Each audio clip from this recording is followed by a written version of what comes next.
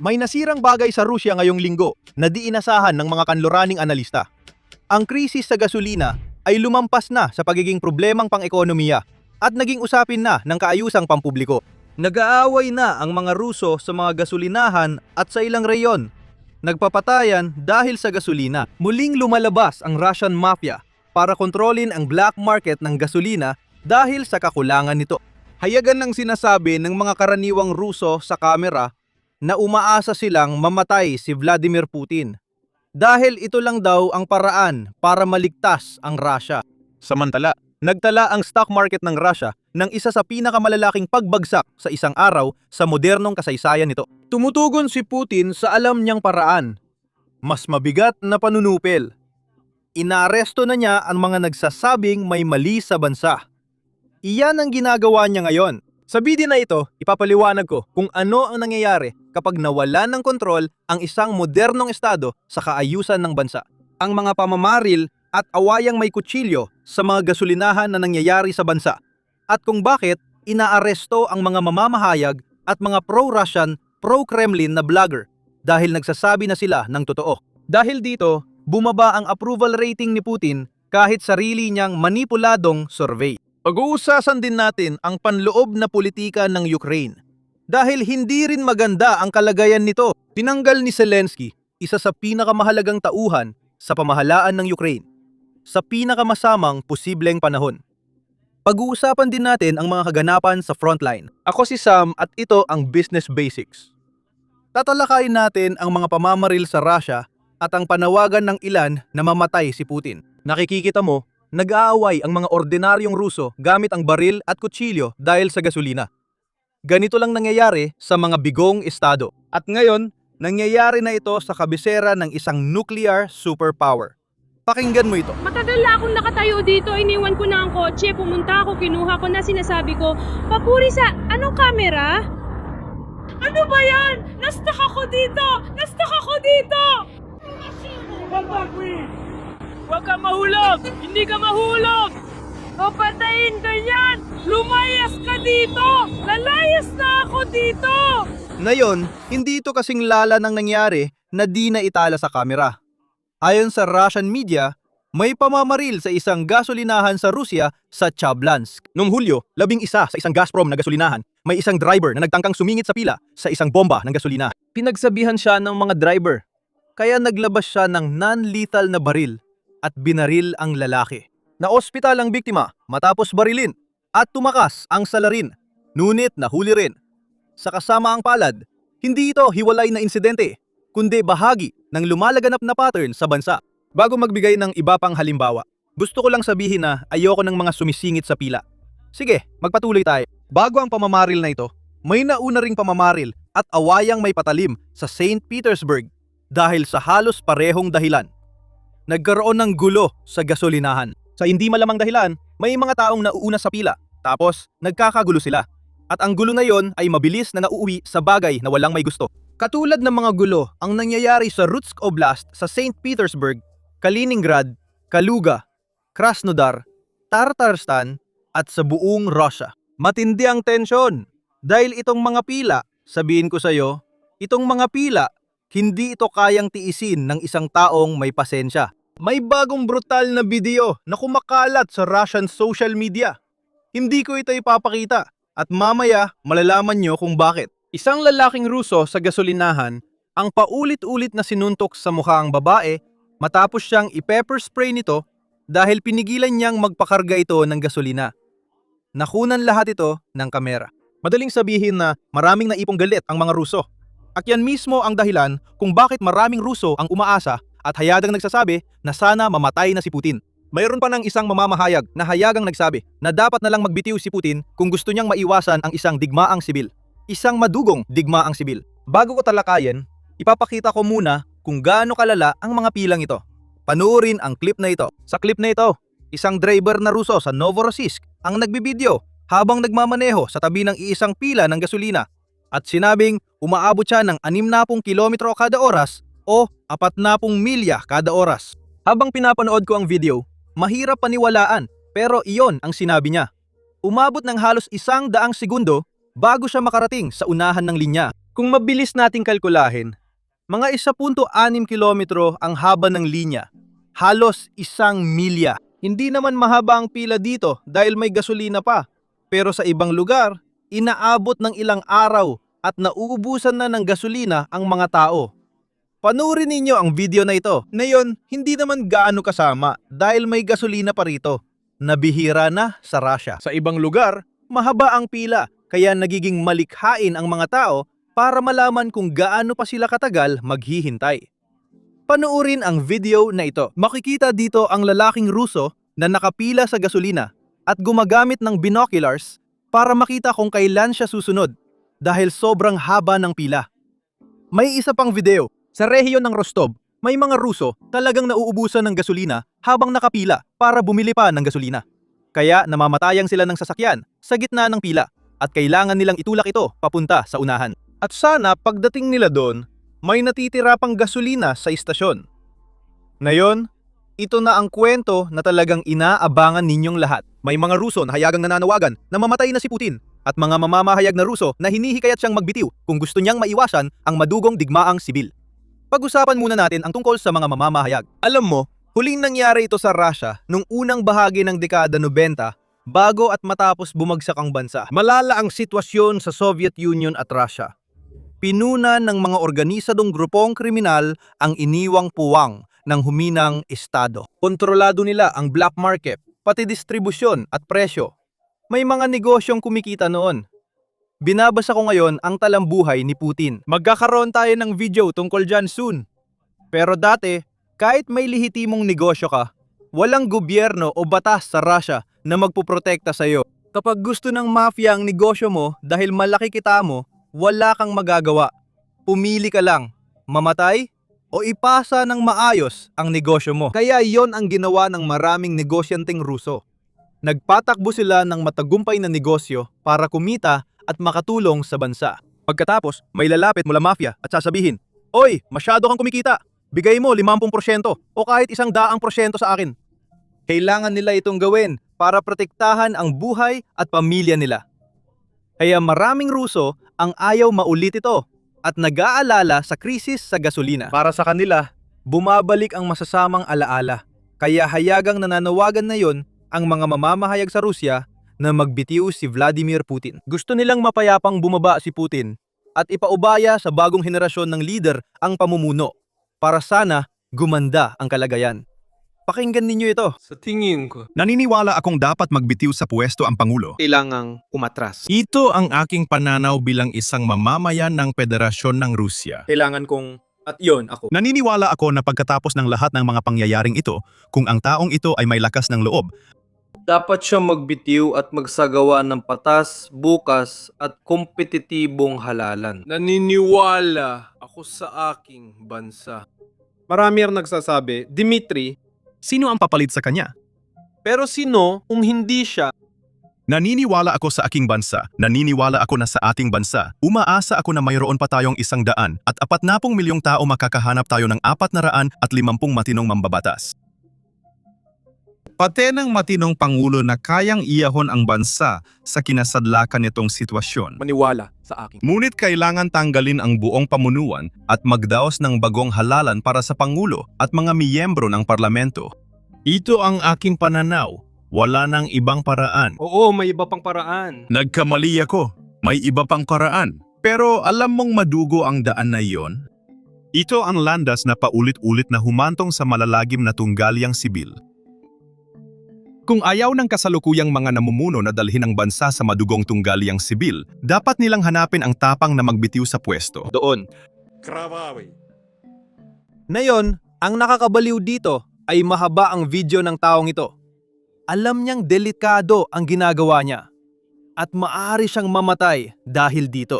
Mamaya sa video, ipapaliwanag niya kung paano niya gustong bumuo ng isang kilusang magpapatuloy kahit wala na siya. Yan ang ating pakikinggan mamaya. Pero bago tayo makarating sa bahaging yon, gusto ko ring ituro ang isa pang nangyayari sa mga kalsada ng Rusya.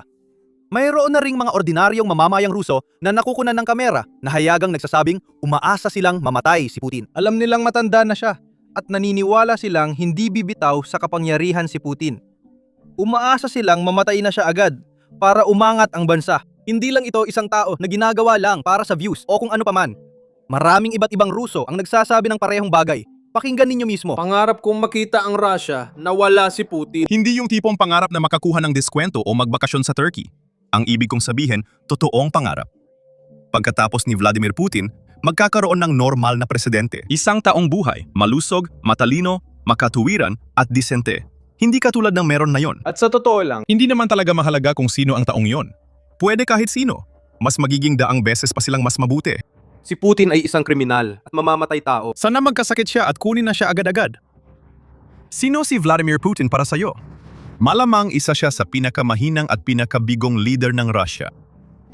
Ano sa tingin mo? Ang magiging itsura ng Russia pagkatapos ni Putin. sa nasawa kasay. Magkaroon tayo ng tunay na demokrasya. Paano siya aalis sa pwesto?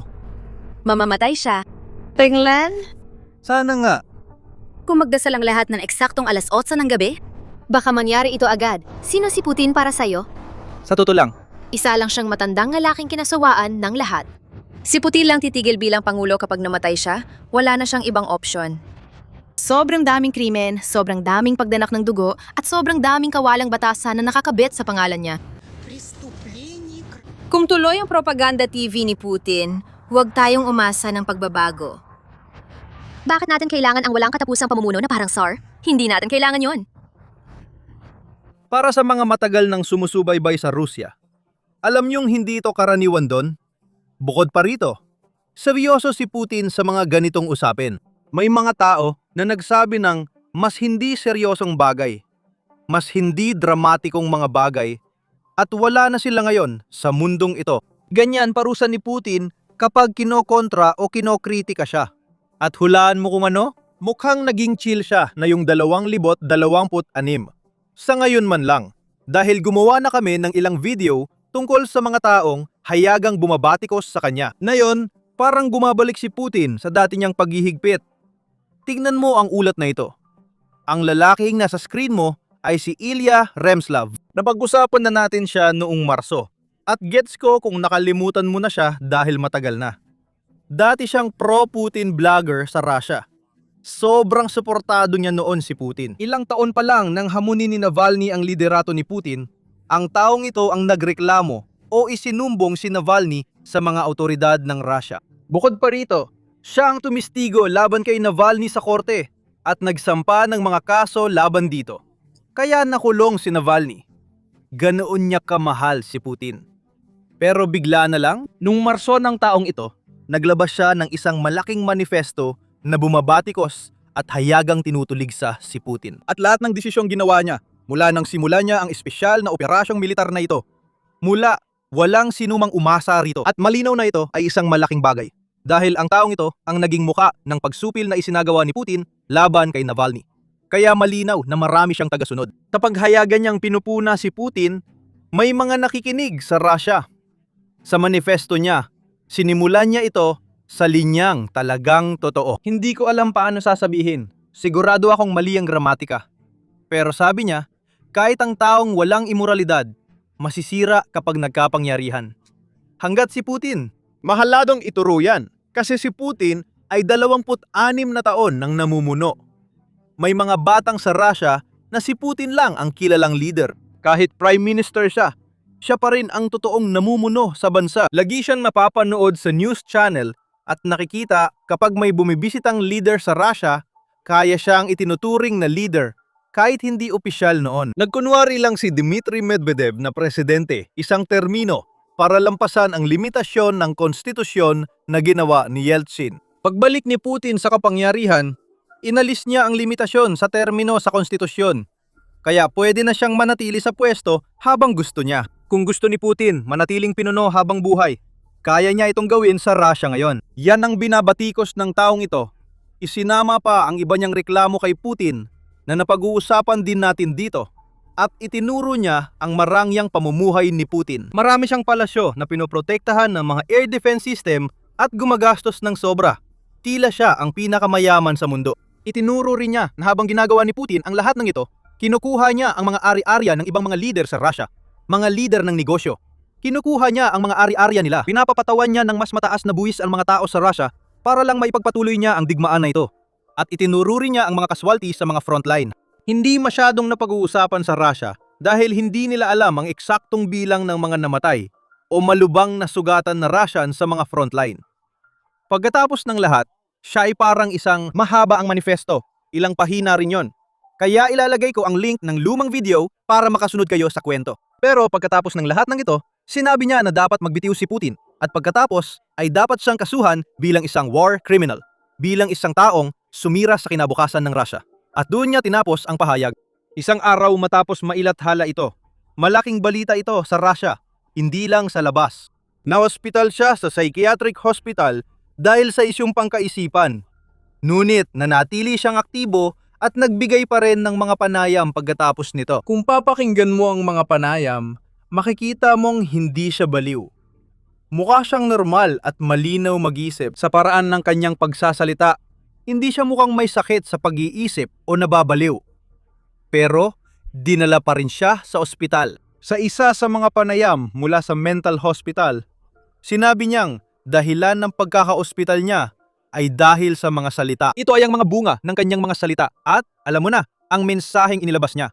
Kaya naunawaan niya kung ano ang nangyayari sa kanya. Pero sa kasamaang palad, sa tingin ko, hindi niya naisip na ang ospital ay isang parusa. Masyadong maliit para sa bumabatikos kay Putin sa Russia. Dahil pagkalabas niya ng ospital kahapon ng umaga, kaya Biyernes ng umaga sa Russia, siya ay inaresto at pagkatapos ay kinasuhan ng pambabatikos sa hukbo. Dahil sa loob ng Russia, krimen yon.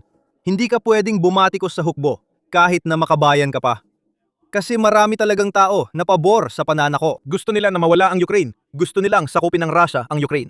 Pero binabatikos pa rin nila ang hukbo habil sa paraan ng pagpapatakbo nila ng digmaan. Iniisip nila na dapat mas maging marahas pa ang hukbo. Iniisip nila na dapat mas targetin pa ang mga sibilyan kaysa sa ginagawa nila ngayon. Sa Russia ni Putin, bawal talaga yon. Sa tingin ko, masyado na tayong nagtagal dito.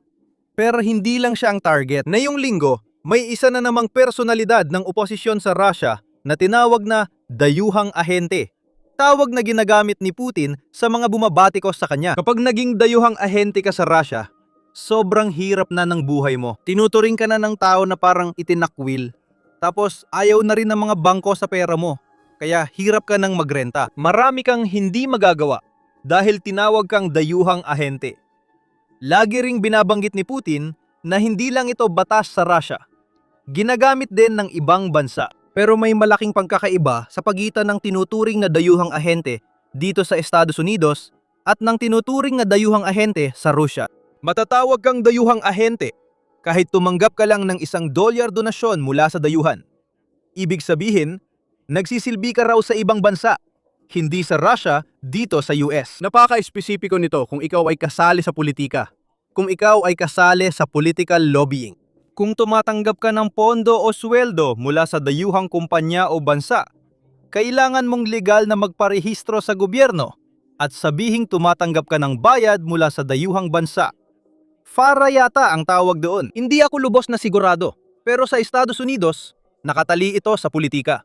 Sa Russia, hindi mahalaga kung ano ang ginagawa mo. Pwede di kang tawaging dayuhang ahente kahit hindi mapatunayan ng Russia na tumatanggap ka ng pondo mula sa ibang bansa. Ginagamit ni Putin ang label na dayuhang ahente para hadlangan ang mga kalaban niya sa eleksyon, kaya hindi siya nababahala rito. Kahit kinatatakutan niya sila, bigla na lang silang tinatawag na dayuhang ahente at hindi na pwedeng tumakbo.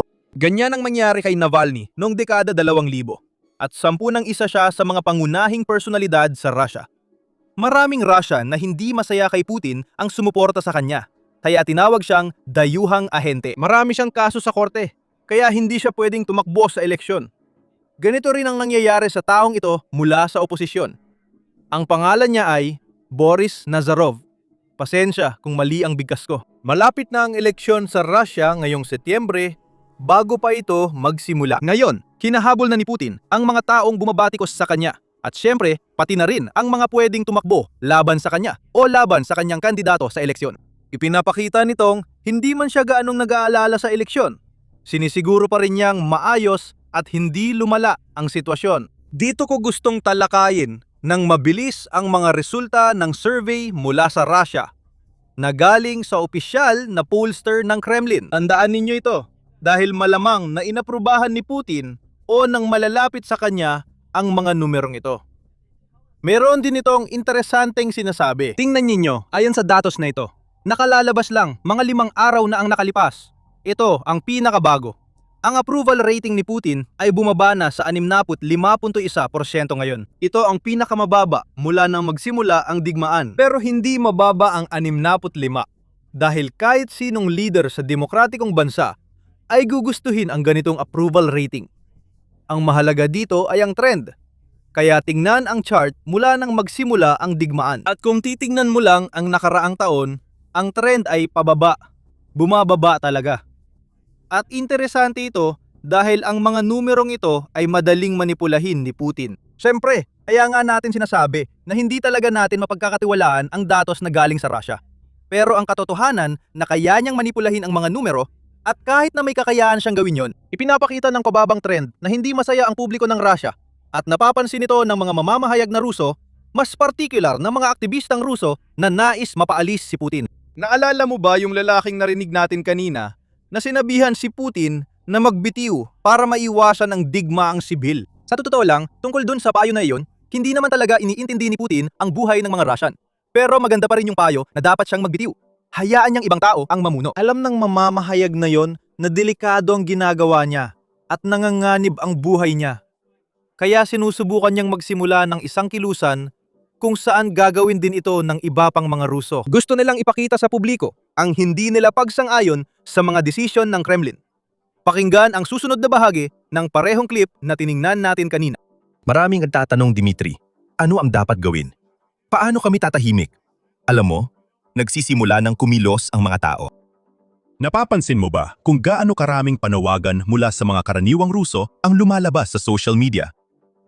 May mga galit, tunay na galit na mga panawagan na nakatuon sa mga autoridad. May paraan. Taos-pusong panawagan sa autoridad. Kapag 10, 15 o 20 ang nananawagan, madali silang matunton at maaaring gumawa ng mga hakbang laban sa kanila. Maaring may makulong, maaring hindi o mamultahan.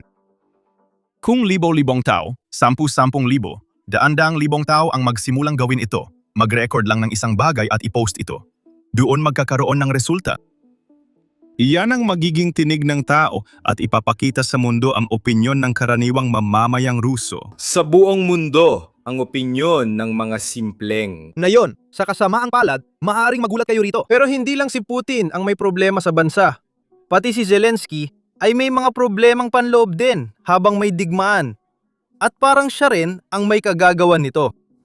May mga protesta na nangyayari sa Ukraine dahil sa isang pagsibak na naganap ilang araw lang ang nakalipas. At sigurado akong may ilan sa inyo na nakarinig na tungkol dito. Bago ko talakayin, ipapakita ko muna ang pinakamagandang biro mula Russia. Mga Ruso mismo ang gumagawa ng biro tungkol sa kasalukuyang sitwasyon at magaling silang magpatawa. Kung di kayo naniniwala, tanungin niyo si dating Pangulong Ronald Reagan. Mahilig siya sa Soviet at Russian jokes. Magagaling sila at ito ang paborito ko. Alam niyo ba ang mga patakaran? Kung nagustuhan niyo ang biro, pindutin niyo lang ang subscribe button sa ibaba. At kung nakasubscribe na kayo, pindutin niyo naman ang like button sa ibaba. Panurin niyo ito. Isang makabansang taga-suporta ni Putin ang pumasok sa gasolinahan at nagtanong, magkano ang gasolina? Sagot ng attendant, 200 rubles bawat litro.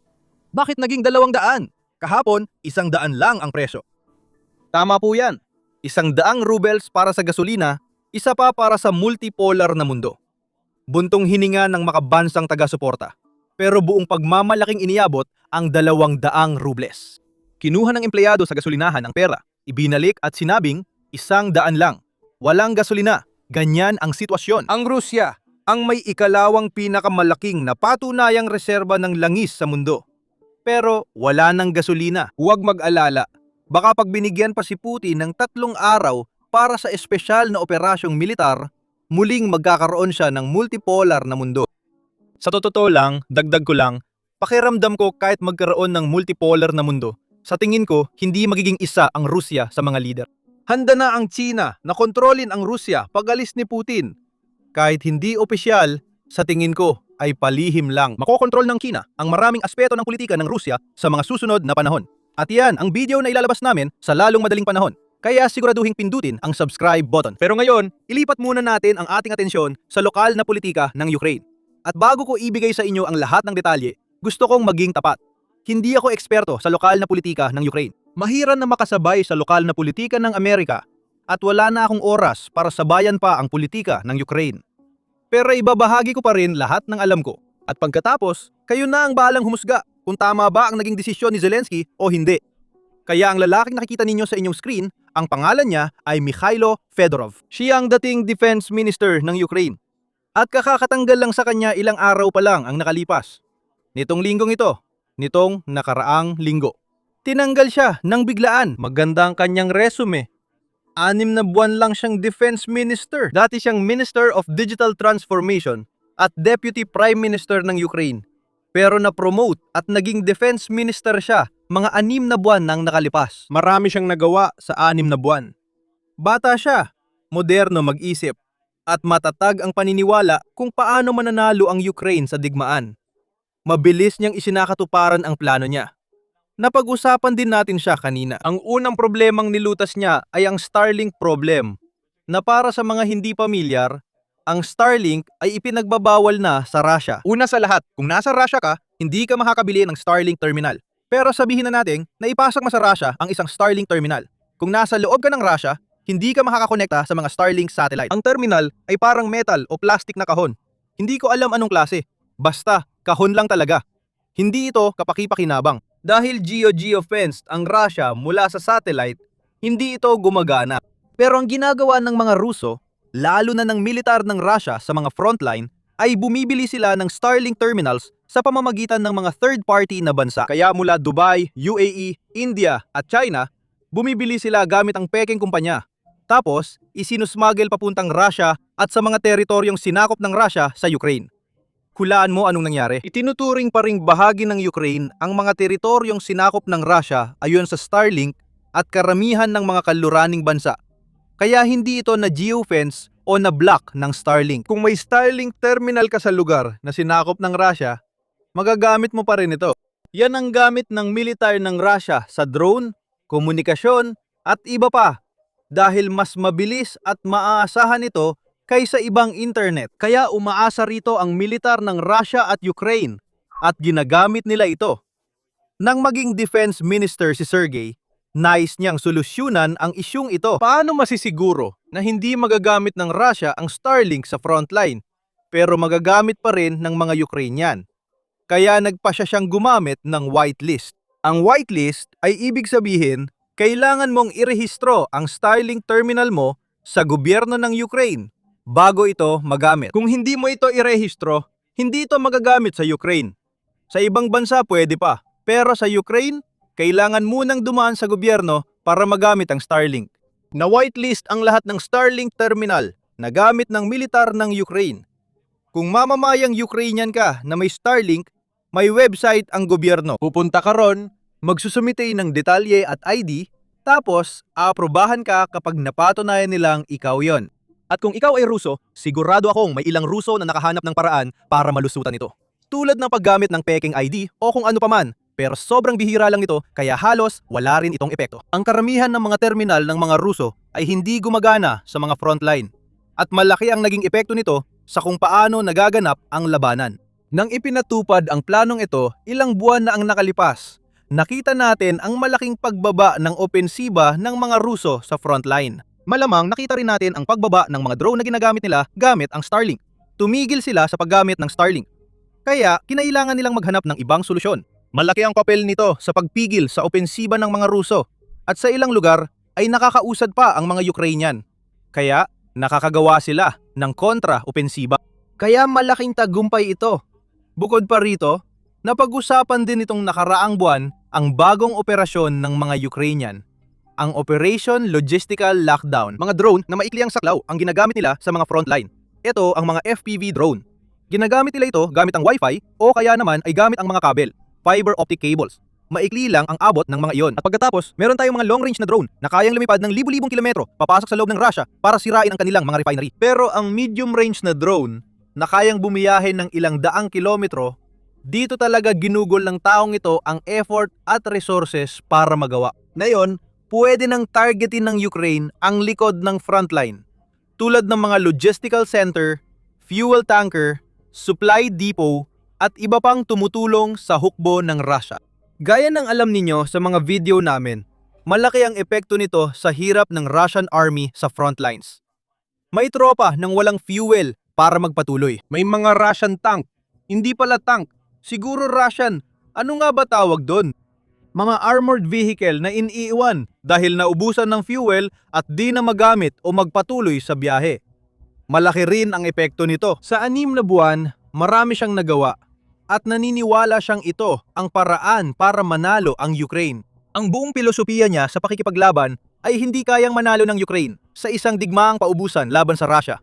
Hindi talaga yon mangyayari. Naniniwala siyang matatalo sa laban dahil mas maraming rekurso ang Russia kaysa sa Ukraine, kahit may tulong mula kanluran. Kaya mas nakatuon siya sa pag-iisip ng mga bagong paraan para makahanap ng asimetrikong kalamangan na pwedeng mapakinabangan ng Ukraine. Ngayon, nagdulot yon ng ilang problema sa mga matatandang general sa loob ng hukbong sandatahan ng Ukraine. Mas partikular, sa pinuno ng sandatahang lakas ng Ukraine na si Syrskyi. Gusto ni Fedorov na magpatupad ng napakaraming pagbabago ng napakabilis. Ngunit tumutol si Syrskyi. Sabi niya, may maganda pang lumang sistema. Hindi tayo pwedeng magbago ng sobra, lalo na sa digmaan. Kaya nagkaroon ng tensyon sa pagitan ng Ministro ng Depensa at Commander-in-Chief ng Sandatahang Lakas ng Ukraine. Iyan ang dahilan ni Zelensky sa parlamento ng Ukraine nang tanggalin niya ang Defense Minister. Nasa gitna tayo ng digmaan.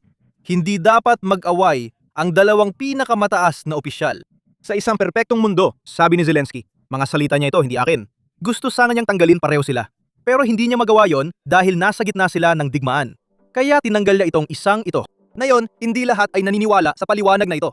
Sa totoo lang, unang punto na dapat banggitin, hindi pa naglalabas ng pampublikong pahayag si Zelensky tungkol dito. Ang paliwanag natin ay mula sa mga MP na nagbigay ng anonymous na pahayag sa Ukrainian media matapos ang pagpupulong kay Zelensky. Hindi ibig sabihin na hindi ito naging isa sa mga dahilan ng pagkakatanggal. Pero marami ang naniniwala na si Zelensky ay kumakampi sa lumang hanay ng mga nasa poder na itinuturing na tiwali. May bahagi ng kasaysayan ng Ukraine na may korupsyon.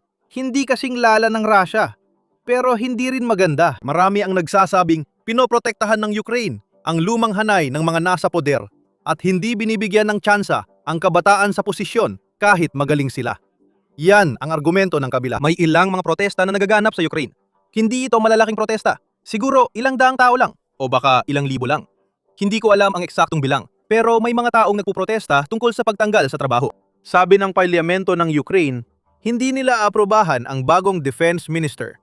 Kaya kung gusto ni Zelensky magpalit, hindi siya pwedeng dumaan sa parlamento. Baka may iba pa siyang paraan. Hindi ko kabisado ang konstitusyon ng Ukraine, pero susubaybayan ko ito. Tingnan natin ang mangyayari. Nagkaroon din ng ganito noong 1 taon.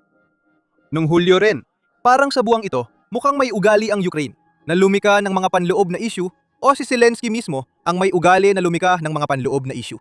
Noong nakaraang taon, sinubukan ni Zelensky ipasa ang batas para mailagay sa kontrol ng gobyerno ang mga organisasyong nag-iimbestiga sa korupsyon na hindi nagustuhan ng publiko. Hindi mo pwedeng hayaan na ang mga taong nag-iimbestiga sa gobyerno ay nagtatrabaho para sa gobyerno o sumasagot sa gobyerno, sa tingin ko.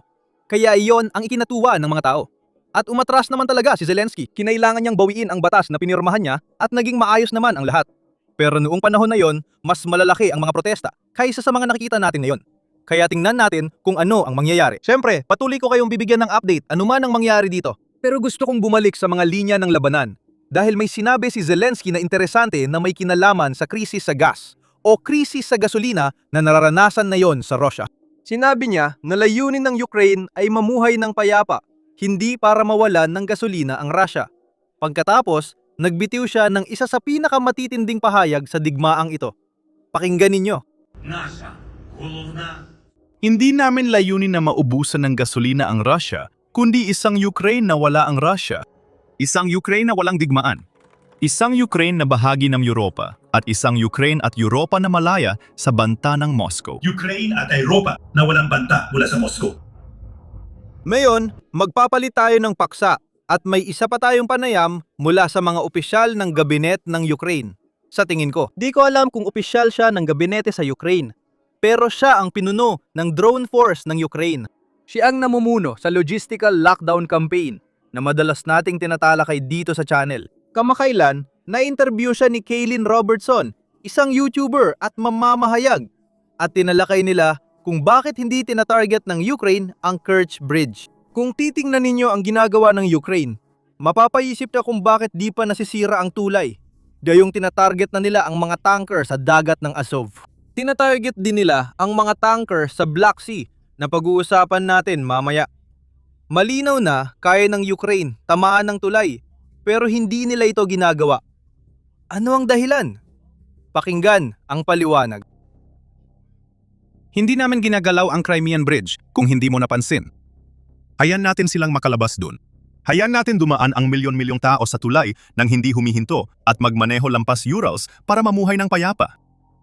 Nawala ito sa kanila matapos higit 10 taon dito. Boomerang nila ito, karma nila. Hindi sana sila pumunta sa ating Crimea. Hayaan mo silang pumunta sa Siberia at magsimulang muli habang bata pa.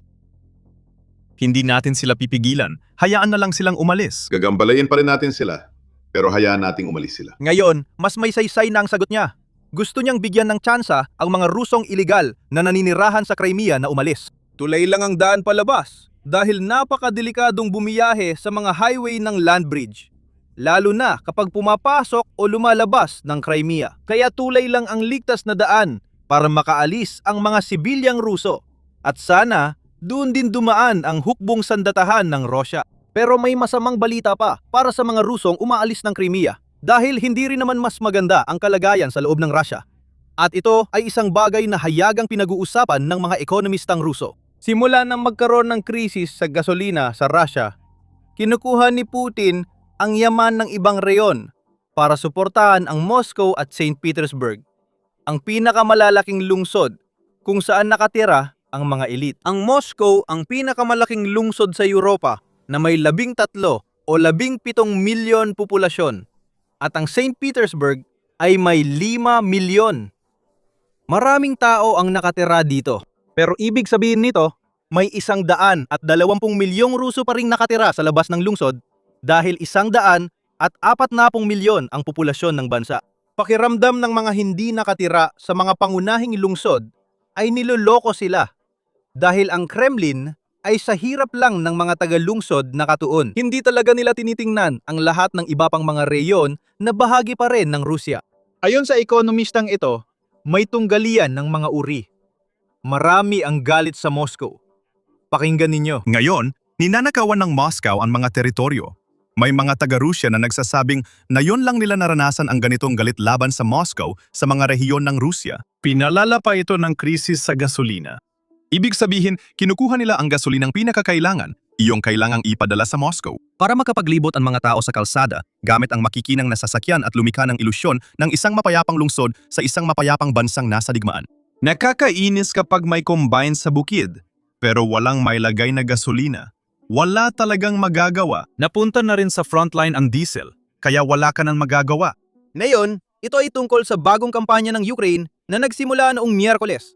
2 araw pa lang ang nakalipas. Biyernes ko ito nire-record. At ito ay bahagi ng kampanya ng pagkaparalisa sa lohistika na tumatakbo na ng ilang linggo ngayon. Ang kampanya ay tinatawag na Molokska.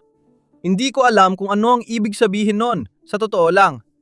Pero ang kampanya ay, sa madaling salita, ginagamit na ngayon ng mga Ukrainian ang kanilang mga drone para atakihin ang mga Russian tanker at mga barko ng Russia sa Black Sea. Ngayon, nakita natin na inatake ng Ukraine lahat ng barkong Ruso sa Sea of Azov at mukhang natapos na nila ang misyon nila doon. Tapos na ang laban doon. Halos 79% na ang ibinagsak ng trapiko ng mga barko sa Sea of Azov. 1 o 2 barko na lang ang natitira at karamihan ay naatake na ng Ukraine. Ngayon, sa Black Sea na nakatuon ang kanilang atensyon. Sa 2 araw, mahigit 30 barko ang tinamaan. Dahil dito, umabot na sa 147 ang bilang ng mga barkong tinamaan ng Ukraine sa loob ng 11 araw. Nagsimula ang operasyong ito noong Hulyo 6 at hanggang Hulyo 16 na 11 araw. 100 at 47 barkong Ruso na ang tinamaan ng mga drone ng Ukraine. At talagang nakakabaliw yon. Kamakailan lang, nakaupo ako kasama si dating Navy SEAL Chuck Farah na mas masinsinang sinusubaybayan ang digmaan kaysa sa kahit sino pa. Mas masinsinan niya rin itong sinusubaybayan kaysa sa akin. Ipinaliwanag niya ang doktrinang pandagat at ang epekto ng aksyon ng Ukraine. Ang segment na ito ay bahagi ng mas malawak na coverage para sa Basics Insider members. Bawat linggo, ilang beses sa isang linggo. Dito ipinapaliwanag ni Chuck kung ano ang ginagawa ng Ukraine sa frontline at likod nito.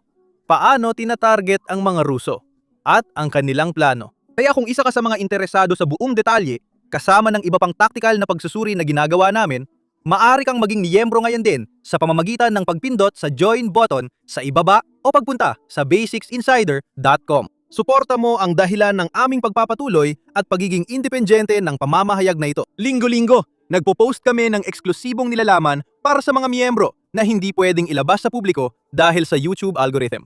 Pwede kang maging miyembro ngayon, pero narito pa rin ang segment na ito. Panuorin ninyo.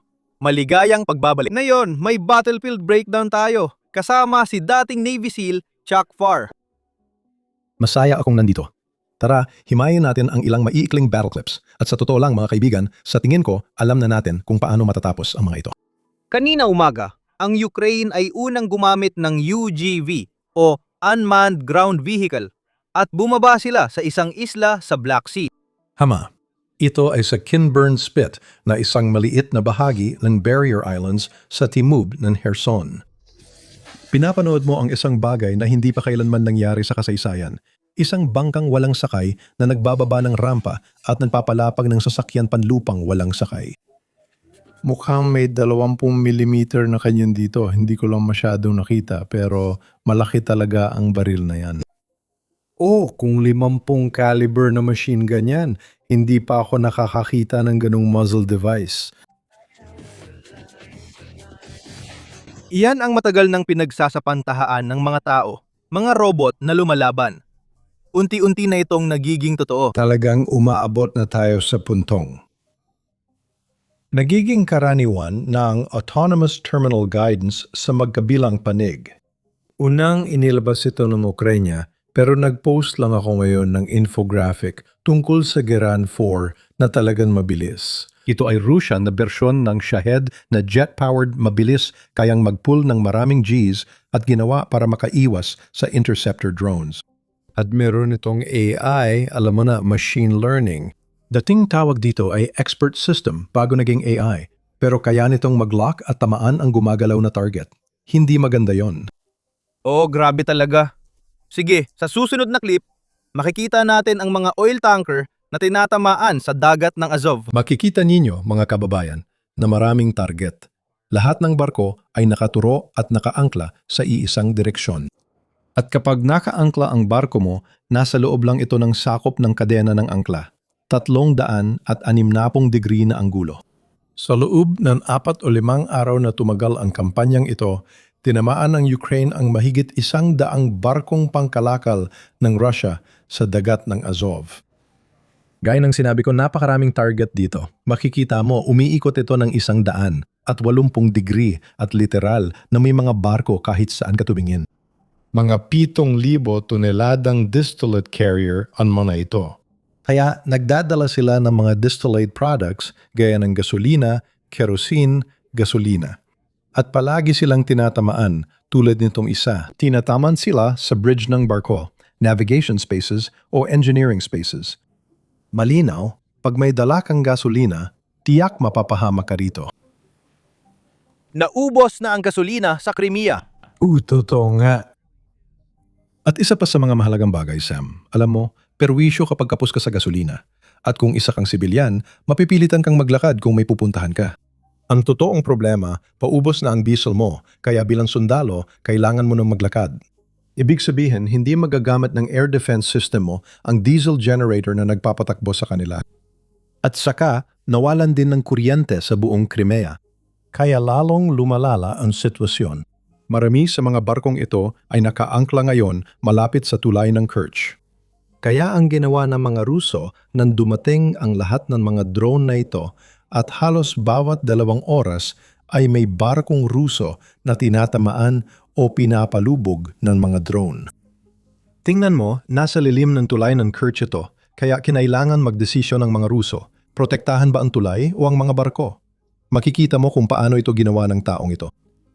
Isa pa, may tira akong nakita online na parang ang ginagawa ng Ukraine ay tinatarget nila ang iba't ibang bahagi na nag-uugnay sa Crimea para mapilitan ang lahat na dumaan sa tulay dahil wala na silang ibang paraan ng pagsusupply. Isa pa sa mga nangyayari ay ganito. Ang tulay ng Kerch ay nakatayo pa rin, pero gumagana lang ito sa 25% ng kapasidad nito. Pangunahing dahilan ng pagtatayo ng tulay ay dahil may mga kalsada at riles ito. Sa rurok nito, 60,000 sasakyan kada araw ang dumadaan sa tulay ng Kerch. Ngayon, bumaba na ito sa 25%. Kakaiba itong pakinggan. Bumaba ito sa 25% dahil hindi na kayang suportahan ng tulay ang normal na trapiko. At ang pinaka-naapektuhan ay ang tawiran ng tren. Dati, may 94 na pagtawid ng tren kada araw sa tulay. Sam, ngayon 4 na lang. Apat. Kaya pala andito lahat ng mga tanker kasi kailangan nilang dalhin ang gasolina na dati ay dinadala ng mga tren. Ngayon, may 100 sa mga barkong ito na parang may usok. Inatake na rin nila dati yung rail sa mismong tulay, di ba? Oo, tama ka. Pero yung malaking attack na nangyari 2 taon at kalahati na ang nakalipas, yun talaga ang pinakamatindi kasi sinilaban nun ng ilang bago ng gasolina sa tuktok mismo ng tulay kung saan pinakamalakas ang tensyon sa arkitektura. Tingnan mo, walang samba sa digmaan. Hindi ka basta sinuswerte, humuhusay ka. Hindi pa rin nagagamit ang bahaging iyon ng riles. Sabi ko, alam mo, mula 74 na tren, naging 4 na lang. Yung mga natirang tren, kailangan tumakbo ng 10 kilometro kada oras. At sa panukat ng Amerika, halos kasing bilis lang yon ng takbo mo. 6 na milya kada oras. 2 tren lang kada araw, hindi 74. Kaya ito ang solusyon ng mga Ruso. Hindi naman masyado. Tungkol naman sa diesel, paano natin malalaman kung hirap ang army? Kailangan mo pa rin ipalagay, di ba?